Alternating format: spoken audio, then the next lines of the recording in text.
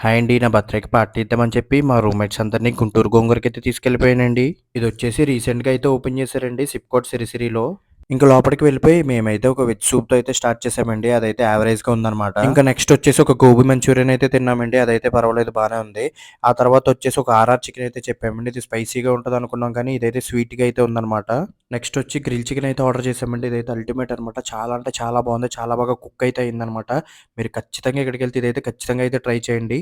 ఇంకా మెయిన్ కోర్స్‌లోకెళ్తే మేమైతే ఒక కాజు మసాలా, అలాగే బటర్ నాను, దాంతో పాటు గోంగూర పన్నీర్ బిర్యానీ అయితే ఆర్డర్ చేశామండి. బటర్ నాను, కాజు మసాలా కాంబినేషన్ అయితే అదిరిపోయిందండి. కానీ బటర్ నాన్ అయితే చాలా చిన్న సైజ్ అయితే ఉందన్నమాట.